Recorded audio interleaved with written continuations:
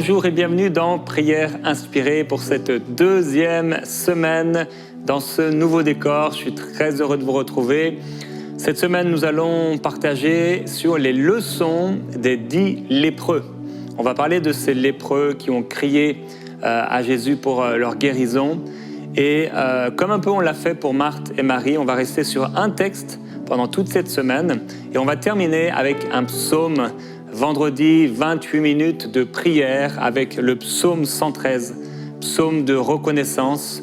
Et on passera un temps vraiment dans la présence de Dieu, un temps béni, un temps glorieux. Et aujourd'hui, on va partager sur la crainte de Dieu. Cette semaine, on aura l'occasion de partager sur l'obéissance, le fait de dire merci, la reconnaissance à Dieu. Et on est heureux d'être avec vous encore aujourd'hui. On a fait quelques petits ajustements, comme on vous l'a dit. Et dans les prochaines semaines, on va continuer d'améliorer toutes nos émissions sur ces nouveaux décors. Et aujourd'hui, j'ai la grâce encore d'avoir Gordon avec moi. Je ne le dis pas à chaque fois, mais c'est une grande bénédiction. Et aujourd'hui, il est là malgré une nuit courte, puisque Gordon est à nouveau papa. Un nouveau papa, on te félicite. C'est extraordinaire. Gloire à Dieu. Donc, avec son épouse, c'est un deuxième enfant, un beau garçon, Miles. J'espère que je l'ai bien dit. J'ai bien dit? Excellent, comme Miles Monroe. Et c'est une grâce, c'est une bénédiction. Et ça s'est passé hier matin. Bon, maintenant, vous voyez l'émission quelques jours plus tard. Mais hier matin, et Gordon est au rendez-vous avec nous. On ne peut que remercier le Seigneur pour ça. Gloire à Dieu. Gloire à Dieu. Et que Dieu vous fasse la grâce si vous aussi vous souhaitez avoir un enfant. Annabelle en a parlé dans le live pour la 1000e émission de Parole de Femme avec ce beau témoignage de cette sœur. Et je prie que si c'est votre cœur avec votre mari ou avec votre épouse, que vous puissiez vraiment voir cet exaucement de la part de Dieu, parce que Dieu ne fait pas de favoritisme. Et ce qu'il a fait pour l'un, il peut le faire pour l'autre, parce que Dieu vous aime et il est avec vous. La crainte de Dieu. On va partager sur ce texte de Luc au chapitre 17. Et je vais reprendre un peu la lecture de témoignages. Aujourd'hui, on a un témoignage de Rachel qui dit « J'aimerais rendre gloire à Dieu pour la grâce qu'il m'a faite. Après avoir respecté mes engagements vis-à-vis de Dieu, j'ai été guéri d'une boule à l'intérieur de mon sein et cette boule a duré 9 ans. Et pour cela, j'ai été dispensé de tout le parcours de mon année scolaire. Dieu soit loué au siècle des siècles. » Gloire à Dieu, on est reconnaissant au Seigneur de ce qu'après un acte d'obéissance, d'engagement qui a été respecté, il y a une guérison qui s'est manifestée et on est reconnaissant au Seigneur pour cela. Merci Rachel pour votre témoignage. Gloire à Dieu. Luc chapitre 17, verset 11. Luc chapitre 17, verset 11, il est écrit « Au cours de son voyage vers Jérusalem, Jésus passait entre la Samarie et la Galilée. » Alors il faut dire une chose ici, c'est que Jésus donc est en direction de Jérusalem et il est écrit, Luc choisit de faire passer la Samarie avant la Galilée. Or, c'est le contraire. Donc Luc veut déjà, dès le premier verset, la première phrase sur le thème des 10 lépreux, en introduction, il fait passer la Samarie avant la Galilée. Alors que normalement, ça aurait dû être la Galilée, la Samarie, Jérusalem. Et donc, oui c'est ça, la Galilée, Samarie et Jérusalem. Et il veut nous faire prendre conscience de quelque chose ici, c'est l'importance de ces Samaritains qui sont exclus et vus comme exclus par les Juifs. Petite parenthèse. Comme il entrait dans un village, 10 lépreux vinrent à sa rencontre et se tenaient à distance. Ils élevèrent la voix et dirent « Jésus, Maître, aie pitié de nous !» En les voyant, il leur dit « Allez vous montrer au sacrificateur !» Et pendant qu'ils y allaient, il arriva qu'ils furent purifiés. L'un d'eux, se voyant guéri, revint sur ses pas et glorifia Dieu à haute voix. Il tomba face contre terre aux pieds de Jésus et lui rendit grâce. C'était un Samaritain. Jésus prit la parole et dit « Les 10 n'ont-ils pas été purifiés? Et les 9 autres, où sont-ils? Ne s'est-il trouvé que cet étranger pour revenir et donner gloire à Dieu? Puis il lui dit « Lève-toi, va, ta foi t'a sauvé. » Alors on va rester sur ce texte pendant cette semaine. Et on voit donc ces 10 lépreux qui viennent à la rencontre de Jésus. Jésus, quelques jours plus tôt, a été rejeté d'un village des Samaritains. Et il persévère, il continue, et il entre dans ce village. Et alors qu'il va entrer dans ce village, à l'entrée du village, 10 lépreux sont là et voient Jésus, le Maître, Jésus, le Messie. Et je ne sais pas pour vous, mais si j'avais été dans la condition des lépreux, en sachant qui était Jésus, en sachant et en ayant appris tous les miracles qu'il avait faits, il m'aurait été difficile de laisser Jésus entrer dans le village sans courir, me prosterner à ses pieds, l'attraper peut-être par les pieds, le prendre dans mes bras pour pas qu'il parte, le supplier de me guérir. Et il faut que les lépreux agissent vite, parce qu'une fois que Jésus entre dans le village, ils ne peuvent plus y entrer. Les lépreux, par leur condition physique, étaient exclus, ils étaient bannis du reste de la société, et jusqu'au soir, ils devaient comme rester cachés, en dehors de la ville en tout cas, et Jésus passe, la solution passe, le remède passe, le miracle passe, le surnaturel passe, Dieu passe devant eux, et c'est leur moment ou jamais d'obtenir leur guérison. Et je ne sais pas si vous avez déjà vu des personnes qui veulent être guéries quand certains évangélistes peut-être passent quelque part. Il y a des gens qui sont prêts à tout. La Bible dit que les gens se jetaient sur le Seigneur Jésus-Christ pour être guéris de leur maladie. Il avait un protocole et les disciples étaient parfois obligés de rejeter certaines personnes ou d'éloigner certaines personnes. Même Jésus, à un moment, va dire on va prendre la barre parce qu'il y avait tellement de gens et les gens ils écrasaient Jésus. Comme on peut le voir dans certains effets de masse, bains de foule. Jésus est là. Et donc, pour eux, c'est vraiment le moment ou jamais d'être guéris et d'interpeller le Seigneur Jésus-Christ. Donc, c'est le moment de leur vie. Il n'y aura certainement pas une opportunité comme cela. Il y avait quand même beaucoup de villages en Israël. Et là, ils se retrouvent à l'endroit où ils sont. C'est comme pas un hasard. Et en même temps, ça a l'air... Jésus passe. Et la Bible dit, et ça c'est intéressant, contrairement à d'autres personnes, à d'autres lépreux, à d'autres aveugles, et particulièrement d'autres lépreux, ils ne se jettent pas aux pieds de Jésus, mais ils se tiennent à distance. Ils se tiennent à distance. Pourtant, et malgré leurs conditions, ils ne se jettent pas sur Jésus, ils se tiennent à distance. Vous savez comme moi que pour être guéris de leur maladie, des gens seraient prêts à payer des millions. Et s'ils n'ont pas des millions, ils seraient prêts à donner leur maison, à donner leurs biens, à donner tout ce qu'ils ont pour pouvoir être guéris. Et Jésus se trouve en face d'eux. Et on ne sait pas pourquoi, mais on va le découvrir, ils se tiennent à distance. Et je l'ai déjà fait remarquer dans une émission Prière inspirée, dans cette crise du Covid, vous avez vu certainement comme moi ces vidéos où des gens se sont battus pour du papier toilette. Alors imaginez-vous ce que quelqu'un pourrait être capable de faire pour recevoir son miracle. Ils étaient lépreux, ça veut dire qu'ils étaient exclus de la société. Ils étaient malades et ils étaient vus comme maudits. Et la solution est devant eux. Et pourtant, ils se tiennent à distance. En fait, il y a quelque chose de spécial, de particulier. Et leur seul moyen, le moyen qu'ils vont utiliser pour attirer Jésus à eux, c'est la voix, leur cri. Mais qui va écouter la voix d'un lépreux? Qui va écouter la voix d'un maudit? Qui va écouter la voix d'un exclu? De ceux qui vivent à l'écart des villes et des villages. Et d'ailleurs, la Bible nous montre une seule qualité de qui ils sont, c'est qu'ils sont lépreux.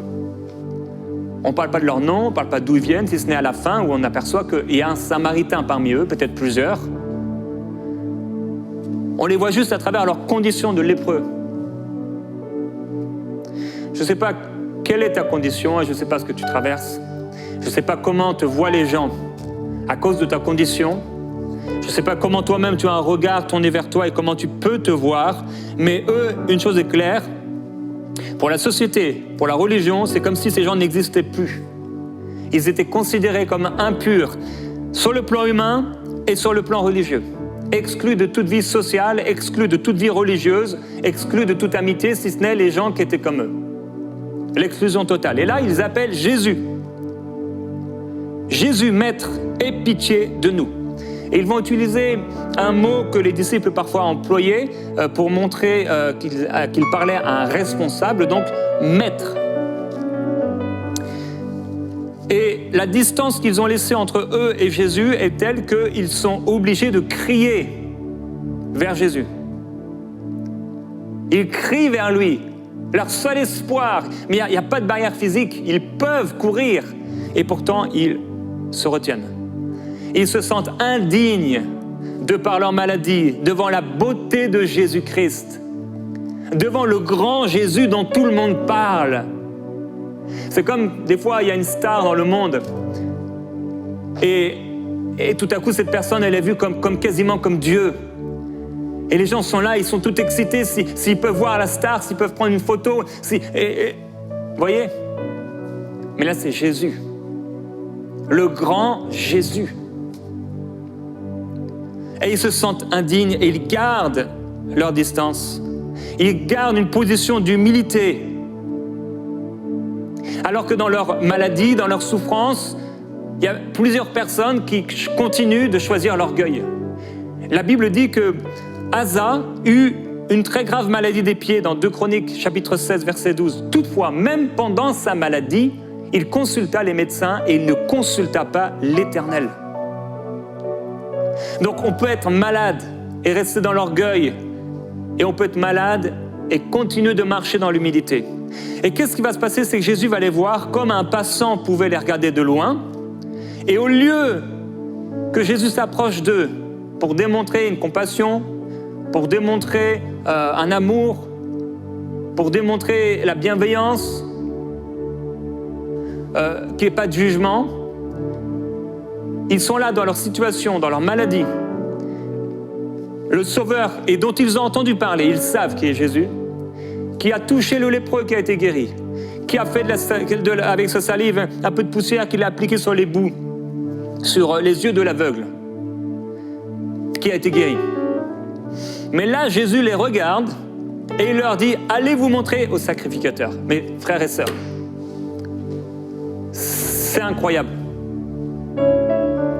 Je ne sais pas vous, mais je sais qu'en tout cas, un grand nombre de personnes, si ça arrivait dans les conférences où j'ai été, quand on m'a demandé de prier pour les malades, et que je disais, eh bien, allez voir votre pasteur. Et comment les gens auraient réagi?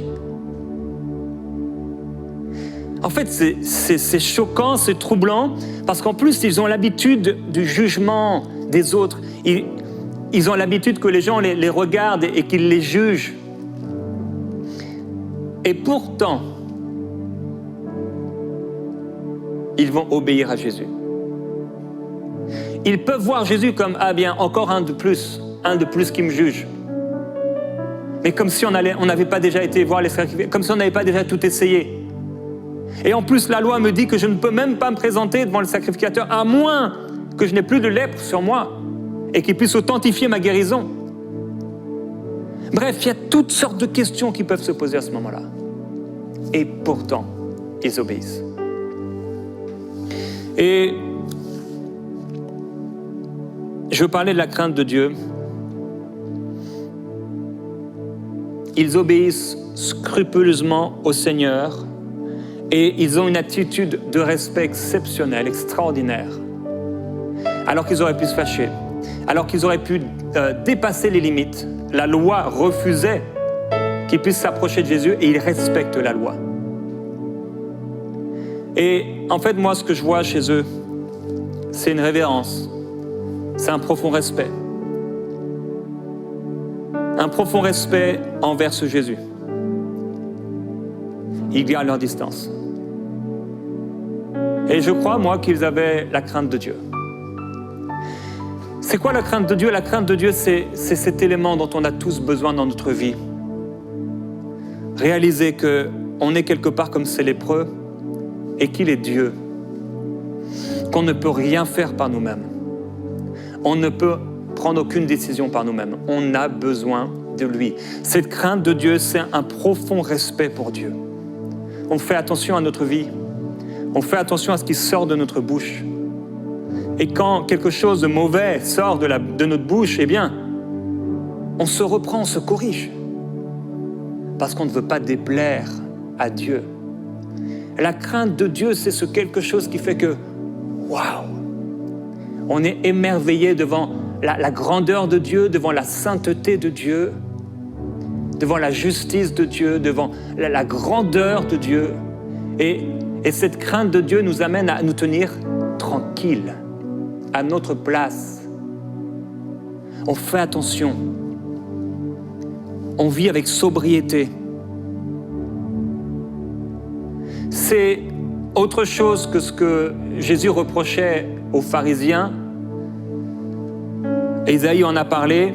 Ésaïe dit, quand ce peuple m'honore des lèvres, c'est Dieu qui parle, eh bien, il m'honore de sa bouche, de ses lèvres, mais son cœur est éloigné de moi, et la crainte qu'il a de moi n'est qu'un précepte de tradition humaine. Et la Bible, la version Semeur, nous dit, la vénération qu'il me témoigne n'est faite que de règles que des hommes lui ont enseignées.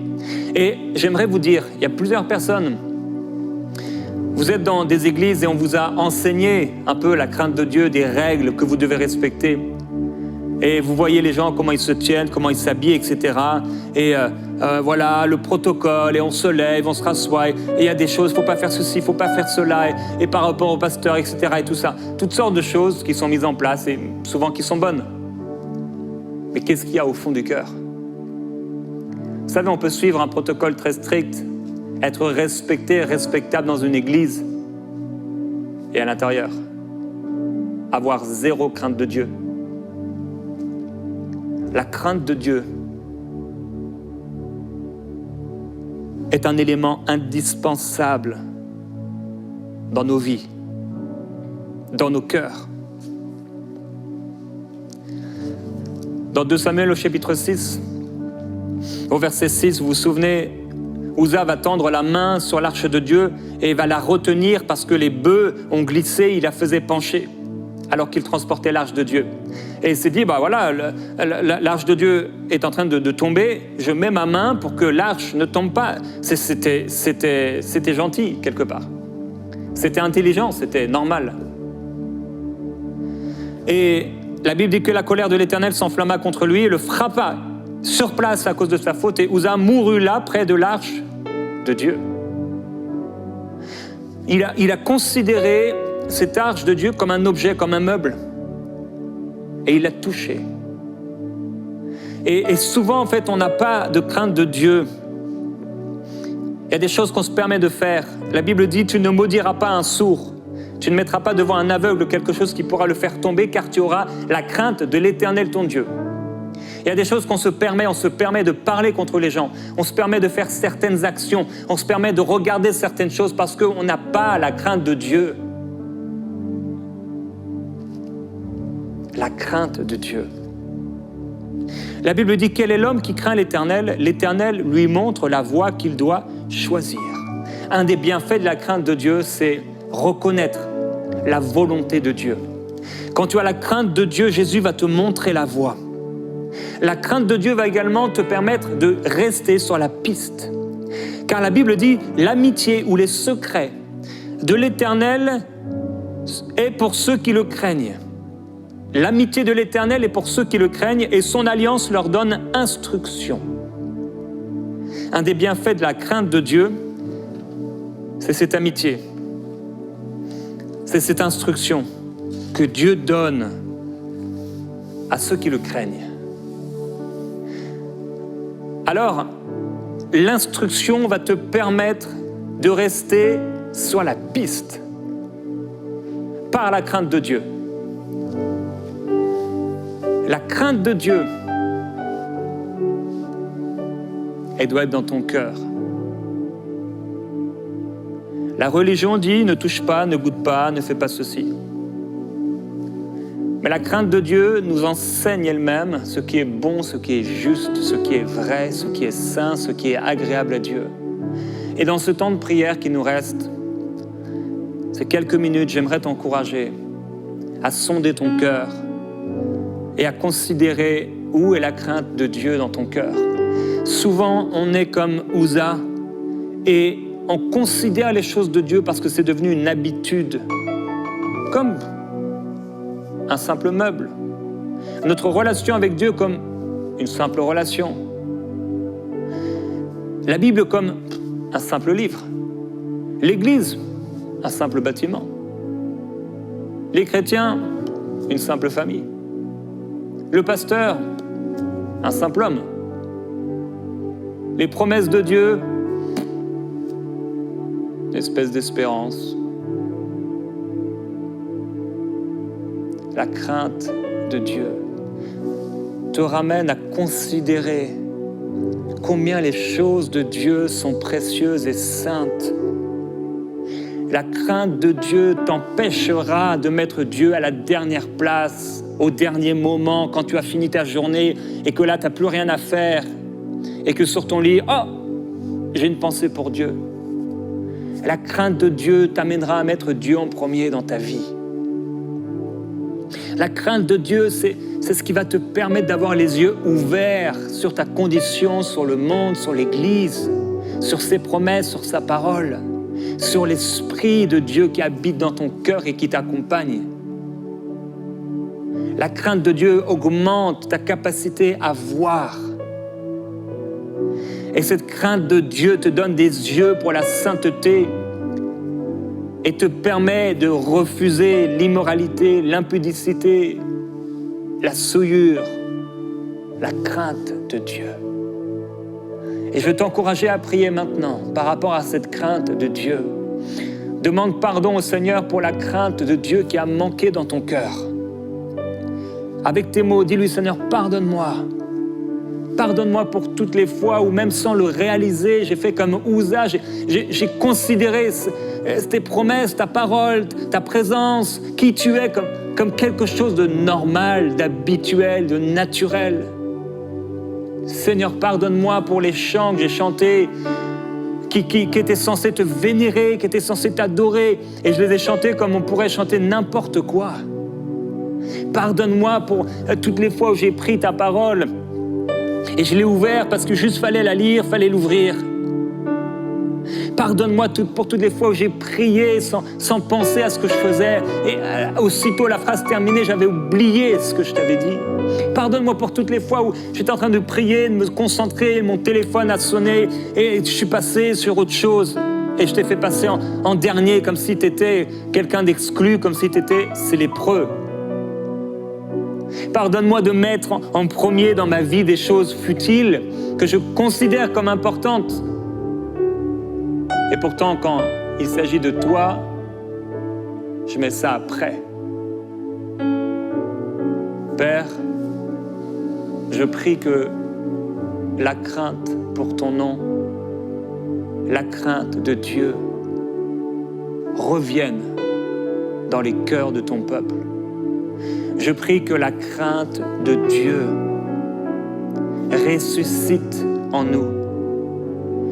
Je prie que ce même respect qu'avaient les lépreux au moment où ils auraient pu se jeter sur toi, Seigneur Jésus-Christ. Et pourtant, en regard, en respect de la loi, en respect de l'autorité, en respect de ta présence, et se voyant si indignes, ils ont respecté, ils se sont tenus à distance, tout en criant vers toi. Je prie que nous ayons au moins le respect, la révérence qu'ils avaient. Toi qui as dit, approchez-vous de moi et je m'approcherai de vous. Père, je prie que cette crainte de Dieu s'installe dans le cœur de ton peuple. Je prie que cette crainte de Dieu s'installe dans le cœur de tous ceux qui font la louange dans les églises locales. Que plus personne, Seigneur, ne vienne pour t'adorer comme si c'était naturel, comme si ils allaient parler à une foule, à des gens, en oubliant qui tu es. Je prie, Père, que dans le cœur de ton peuple, tu deviennes tellement précieux. Je prie que oui, l'amitié avec toi, l'amitié de Dieu puisse être vécue à nouveau comme la première fois dans le cœur de tous ceux qui choisissent de te craindre. Père, libère ton peuple de tout ce qui peut l'empêcher de marcher dans la crainte de Dieu. Quand dans le désert, ils ont dit « Mais où est ce Moïse? Où est ce Dieu qui nous a fait sortir d'Égypte ?» Et qu'ils ont formé ce veau d'or. Père, permets-nous de ne jamais suivre leur exemple. Eux à qui tu as donné à manger, eux à qui, Seigneur, dont qui les pieds, les sandales à leurs pieds ne se sont pas usés, ils continuaient de murmurer. Permets-nous de ne plus murmurer, de ne pas murmurer. Permets-nous de ne pas laisser passer une journée sans au moins se mettre à genoux dans le cœur, sans au moins te parler avec sérieux. Jésus-Christ, je prie pour tous ceux qui veulent toucher, vous qui touchez ce char qui renfermait la présence de Dieu, ce qui symbolisait la présence de Dieu, et qui n'ont pas su considérer combien cette chose était sainte. Ô Saint-Esprit, révèle-toi d'une manière toute nouvelle, s'il te plaît. Combien ta parole est sainte et précieuse. Combien tes promesses sont véritables. Comment tu es digne d'adoration. Tu es digne qu'on te vénère. Tu es digne qu'on te glorifie. Tu es digne qu'on paye le prix, là où il faut payer le prix, pour que tu sois élevé, magnifié, que jamais personne ne lève le poing vers le ciel, ne lève le poing vers toi, que jamais personne n'ait l'arrogance d'imaginer qu'il est comme Dieu. Je prie que jamais personne, Seigneur, n'ait l'arrogance de croire qu'avec la foi, il peut aller au-delà de ta volonté. Que personne, à cause d'une doctrine humaine, religieuse, puisse se prétendre comme Dieu. Nous sommes tes fils, tes filles, tes serviteurs, tes esclaves, tes amis, ton épouse, et on veut rester à notre place. Seigneur Jésus-Christ, sois glorifié. C'est toi le Seigneur des Seigneurs. C'est toi le seul vrai Dieu. Nous sommes tes serviteurs. Nous t'aimons, Seigneur. Nous t'adorons, Jésus-Christ. Marchez, marchez, marchez dans la crainte de Dieu.